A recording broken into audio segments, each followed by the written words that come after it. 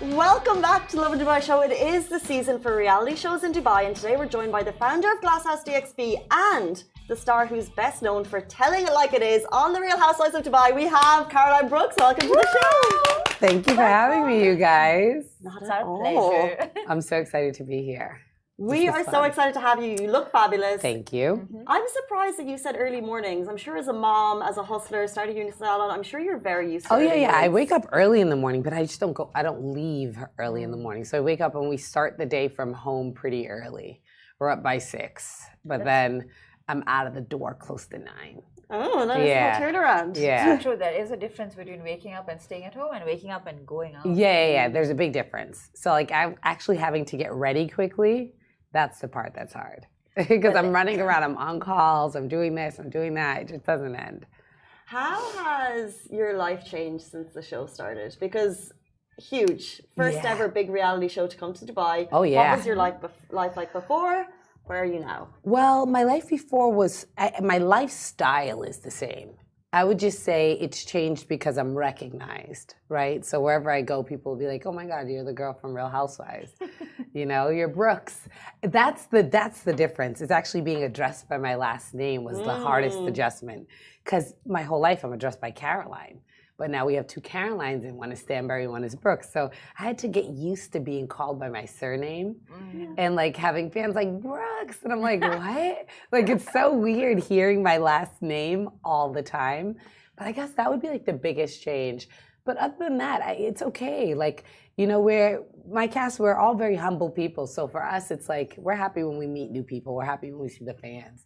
A lot of them during the process of me building my business were just popping up and taking pictures in front of the hoarding. Sometimes I'd walk out and they were in awe. They're like, that's not her. You wouldn't think They would come like really close to my face. Like, is it you? And I'm like, it's me. That's very interesting that you talk about the cast, because the next question is, so what made you decide to join the cast of The Real Housewives in Dubai? Well, I was casted, so it wasn't like what made me make the final decision. Yes, is because I'm a huge fan of the franchise. I grew up watching Real Housewives in America.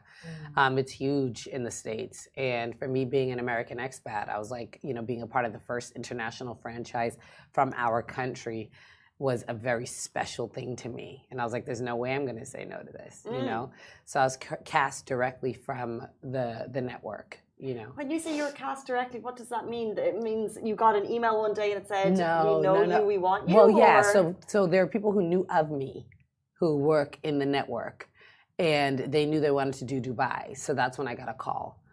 And that's when we started the casting process. Yes. Amazing. Yeah. And what was it like when the show went live? What was the reaction like? So the reaction was crazy. Like, obviously, there was a lot of mixed reviews, right? But in the end, everybody's like, we loved it. So I think there was also a lot of people who didn't understand what it meant, who are not familiar with the Real Housewives franchise. I think they took the name literally. I think they thought the Real Housewives of Dubai, meaning that would mean the real Emirati wives of Dubai. But the Real Housewives franchise, it's not, the name shouldn't be taken literal. I'm not even a housewife. I'm a divorcee and I'm an entrepreneur and I'm a single mom. So it's a mega franchise, and the name is not to be taken literally. Some people are actual housewives, but the Real Housewives franchise is huge. It's global. So I think once people actually then dug in and got a little bit more history behind the show, they actually started to understand it's about a group of friends, in a city living their life through work, through parenthood, through drama, through friendships, through traveling, through ups and downs. And that's when people were like, okay, we accept it. Living their best wild lives, for sure. Living their best life. So, speaking of friendship, this is something we all want to know about. And I think I especially want to know about.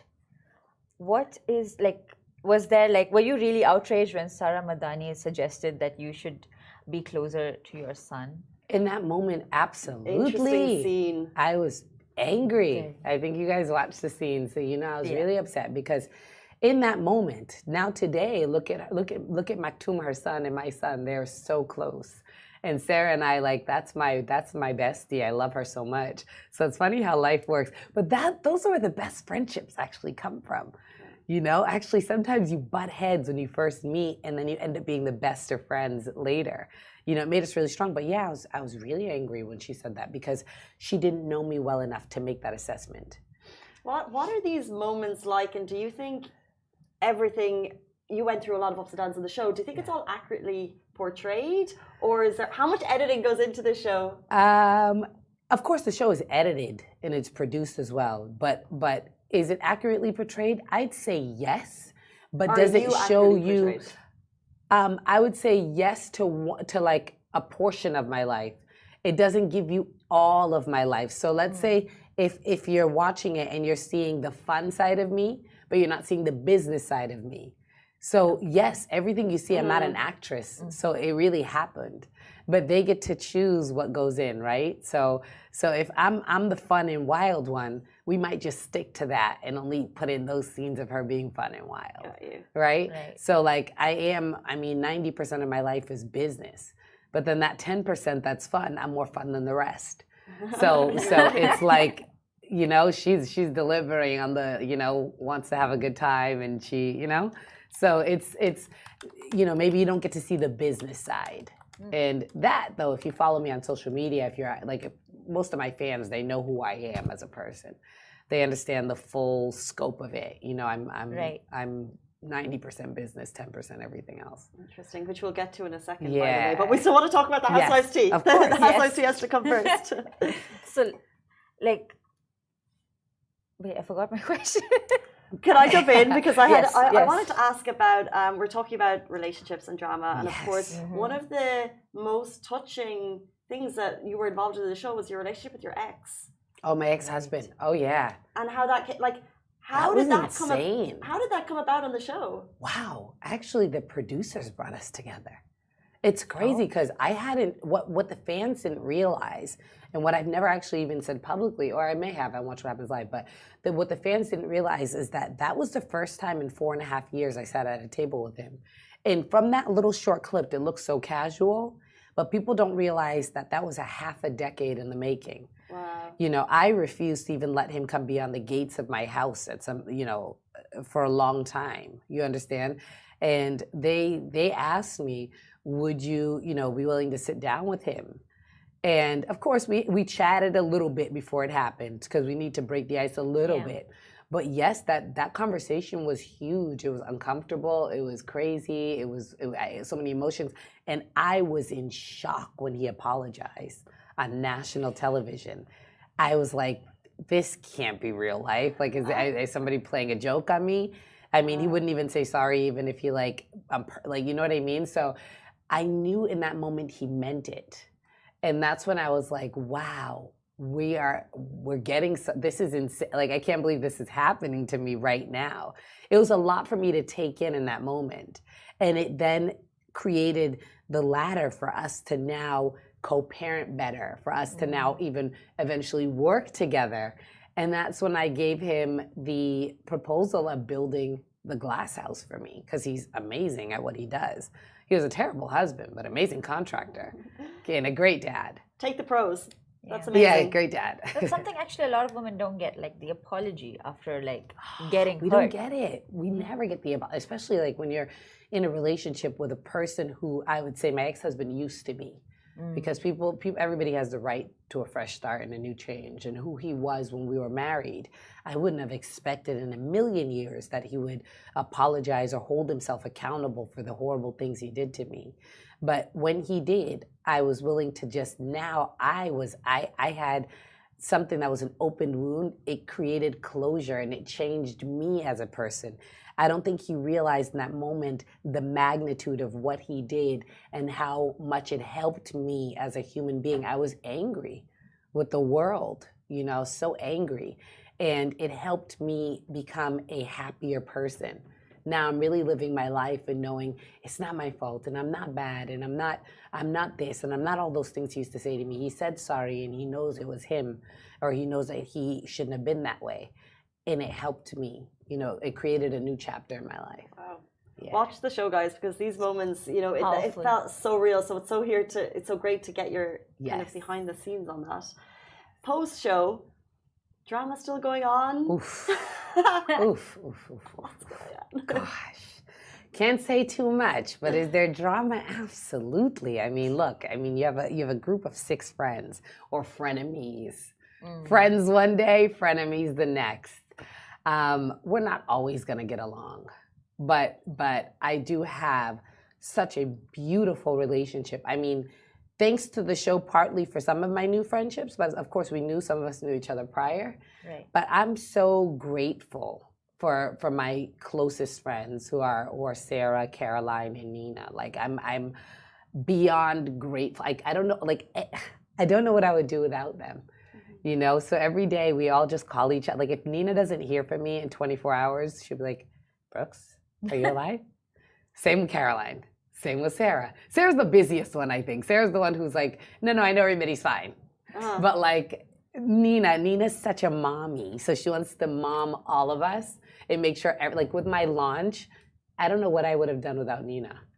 We're going to get through your thoughts on each individual housewives very quickly, but let's talk about your launch because there is something very cool happening. Yes. Tell the people. Okay, so the Glass House is grand opening on Sunday, November 6th to the general public. We will be having a private launch event, which a lot of people know about who are invited to that. That's just for some of the closest friends of mine who are coming to that the day prior. But on Sunday, November 6th, we are open for business, and we are Dubai's first and only inclusive salon and spa.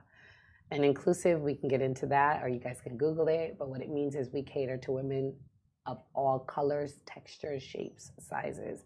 You can sit next to, she and I can be in the same hair salon together and both get our hair done next to each other. And that's incredibly special because you can't really find that in Dubai, where somebody knows there's a specialist who can do your hair and do mine. So you're saying you have specialists for all hair types? All hair types, all colors, all textures, everything.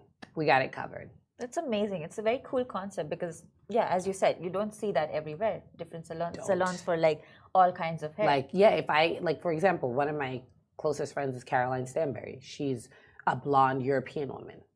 I'm a woman of color. I can't go to her salon and go to the same stylist she goes to do my hair, or even sit next to her, because generally maybe that salon caters to her hair type. True. And that bothered me. Because then also me being a woman of color, I would have to go to salons that were kind of further out and find people who like look like me to do my hair. Yep. And it wouldn't be 5-star, it wouldn't be elegant. And I want to be served a really nice tea when I come in. I want a nice, I want marble floors. I want a nice place. And I'm like, you know what? I saw there was a gap in the market. I saw the demand. I knew what I wanted and I knew how uncomfortable I was. And I said, I'm going to build it. Yeah. Sorry. My next question was going to be, has it always been your dream to open this salon, or is it that you saw the gap in the market?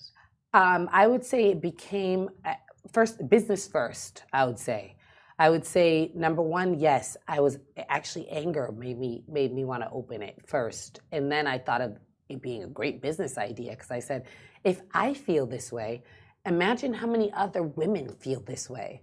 I can't be the only one who's frustrated that I have to go to the likes of certain areas to go do my hair or go do my nails or go do my laser because I'm scared that a certain clinic will burn me because they're not used to my skin tone. You know, that I couldn't be the only one. And I'm like, I need to build something beautiful for women of all colors inclusively in a nice area, you know, and make it 5-star, make it luxurious. And also, I'm a picky person. So I know I'm one of those clients that it's never good enough, which helps for all of my clients coming in because you know I'm going to cover every stop because I'm one of those people like you don't have a charger attached to the next my pedicure station. So like I made sure all of those things are there. Everything I'd want, I put it into the salon. So I make sure everybody has Expect attention to detail at Yes. Glass House DXB. It's opening this weekend. We are so short on time. I'm going to ask 2 quick fire questions and then we're going to go to the game. Number 2, is season 2 confirmed? Not yet. Can we expect Major Parks to join season 2 of Real Housewives of Dubai? Fingers crossed. We would love that. Okay, there are the questions we needed to get answered. Also, where can you watch it if you're living in Dubai? OSN Plus. She knows it all. SN Plus. Okay, very quickly, we're going to play a game called Who is Most Likely to? With Caroline Brooks, star of Real Housewives of Dubai. We'll ask you some quick fire questions. Let us know which of the housewives is most likely to. Would you like to kick it off? Yes. Okay. So, which of the Bones housewives is most likely to spend $1 million on a kid's party? Nina Ali. She throws some nice parties. Who is most likely to become president? Sarah Al-Madani. True. Leave the show first? Ooh, I don't know. Skip. One more try. Leave? Like willingly or like, or by force? Okay, give us both. I don't know. Honestly, I don't know. I think everybody enjoys doing the show. Okay, we have 60 seconds. Okay. Buy matching luxury cars with their partner. By matching, Caroline Stanbury. Fact. 100%. Yeah. Leave you on red. Leave me on red? Nobody. I leave everybody on red. Oh, so it's you. That's my job. When you don't know it's you. Show up fashionably late. Ion. This is made for them, right? True. Go MIA for months and then pop out of the blue. Me.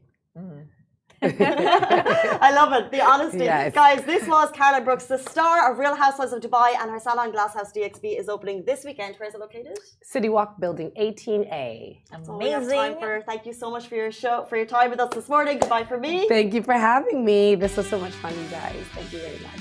Thank you for Thank coming. you. Bye. See you tomorrow. Bye. See you guys.